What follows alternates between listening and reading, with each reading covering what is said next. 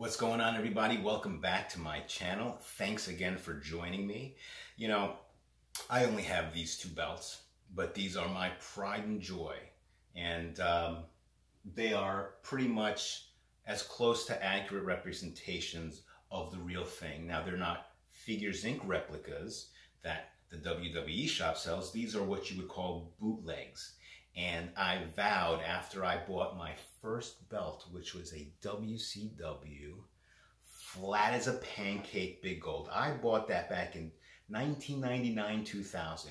And there was no other belt for me to compare it to. But when I received that belt in my hands, I was so disappointed in, number one, how flat that belt was, and number two, how little detail the plates had. And I had nothing else to compare it to. I didn't know they were making legit bootleg replicas. But then I got in touch with Milliken, Dave Milliken, yes, the ace of belts. And I had a replica of this bad boy made. Not this one, but it had the FWF logo. I ended up selling it to pay for a house, blah, blah, blah, blah, blah. But I vowed to myself, I'm never going to go back to Figures Inc. because those belts are just, well, I am prepared to eat my words today, because what I have received today is probably one of the most beautiful belts I have ever seen. And it is a replica. And that is hard for me to say because I thought I would never have a Figures Inc. belt. But here we are with a Figures Inc. belt on my shoulder, and I want to show you what it is. And if you can read, you already know what it is. So let's take a look at what's under this bag. The UFC Figures Inc. replica, Releathered. Ooh, let's go look. All right, we're going to start with the back of the belt, which it has been releathered, and it has leather backing covering the screws, and they did a very good job. I like this leather. This is some soft, supple leather. Very nice, and it must have been releathered recently because I have the strong, intoxicating aroma of brand new leather emanating from this belt. And I mean, it smells like you're walking into a Wilson's leather store in a mall. But putting leather backing even on the cheesiest of belts gives it a little bit of that authentic feel. These plates are already impressive on the simulated leather. Put it on this, and it's probably better than a lot of legit bootleg versions of this belt that I have seen. And I have yet to see a good bootleg version of this belt. So enough talk, enough looking at the back. Why don't we look at the beautiful plates right now? Boom. Check that out. Check that out.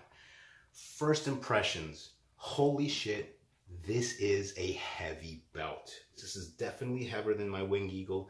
Definitely heavier than my Intercontinental belt. I don't know if the real leather adds to it, but it's very, very heavy. And if anybody owns a replica of this belt, you guys know exactly what I'm talking about. But look at the design. Why don't we take a closer look at this belt and look at the intricate details of the patterns of the main plate and the side plates. Ain't she a beaut? I'm still really amazed that Figures Inc. knocked it out of the park with this belt. This is the third version, so the version before this one, the plates weren't as stacked as high, and then the first version, it was a flat version, and I think it was 2 millimeters. But you know, over the years, they have gone improving the quality of their replicas, and again, I think they really topped themselves with this replica. So trying to get down here nice and slow so that you can see the designs, I guess you want to call it a floral pattern. And then you have your simulated gems, which I believe on the bottom there are 6. And on the top there are also 6, so a total of 12 on the front plate. Beautiful, huh? I mean, look at the etching. I mean, let's see if I can. You see that? That's pretty detailed for a replica belt. Wouldn't you think? I mean, I'm just amazed. And then, gosh, the stacking of the plates. Let's just do this. See if I can get a good angle here. So right off the bat, you're looking probably at 6 millimeters here. then another 4 here, then this one, which is probably another 6. I mean, 12 millimeters is what I've heard other people say about this belt. 12 millimeters from top to bottom. Beautiful. Now let's take a look at the side plates. Now the side plates are the same on both sides, so I'm not going to really show you all but the one here, but it looks like they're trying to simulate an octagon cage. And then you have UFC champion. Again, like just like the main plate, they went all out with the detail on this representation of the cage. I mean, look at that. That's very intricate work. I mean, wow. It's just amazing. Amazing work. Figures Inc., again, I gotta say, my hat's off to you guys. You did one hell of a job with this belt here.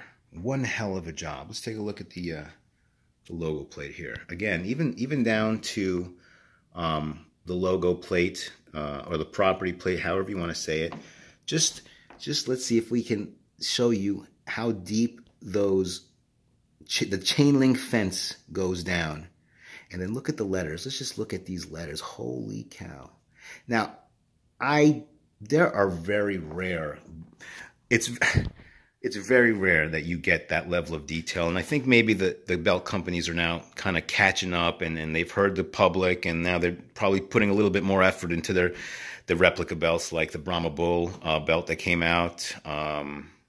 Even the spinner plate belt that I hate and despise. It's you got to say it's impressive for what it is, a replica. But even the logo plate, I've seen some bootlegs, what they call a standard definition bootlegs, that when you look at their logo plate or anywhere else on this plate, that this level of detail would not match this replica right here, right? And I've seen some bootleg versions of this belt, and they just haven't nailed it yet. Now, Classic Shields, I hear tell, has one in the works. So I'm very curious to see what that looks like. But if there isn't a major difference between that and what I have right here, I'm just going to stick with this.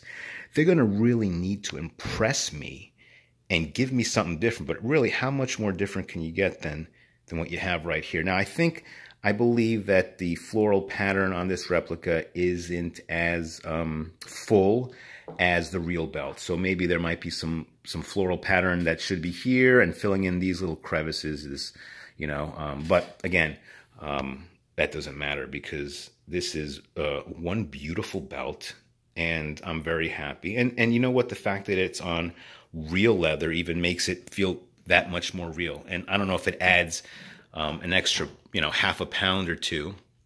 The leather quality is pretty good. It's not like soft like my Winged Eagle. And the tooling is nice, but it isn't like, Midwest style, I guess. Oh, well, I guess they're trying to mimic it here, especially with the clamshell tooling, but it's the lines. You know what I'm talking about. I'll show you. I'll throw up a picture of my Winged Eagle. But it's still, this is brand new leather because I could just smell the leather coming off this. And the clamshell tooling around the plates, they did a great job with that. And they even did a really good job of hugging or the lines of the side plate. Really good job. Really, really good job. And I am very impressed with this tip. Let's just take a look at this tip right here. Now, this is the silver and gold tip, and it is one piece. Look at that. One piece held together by 2 screws. Now, you don't even get one-piece belt tips from bootlegs. And I've seen some bootlegs where it's just the front and no back. What kind of garbage is that? You don't want that. And again, look at the tooling is okay. The tooling is all right. I've seen better, but I'm not displeased with it. I like it. And if you look at the UFC belt, well, if it was made by Reggie Parks and Milliken, they're going to have that telltale tooling.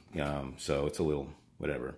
And I like that they didn't put the tooling around the UFC logo. I know it gives it a nice touch and it pops, but the real belt didn't have it. So I'm glad that this is at least like that.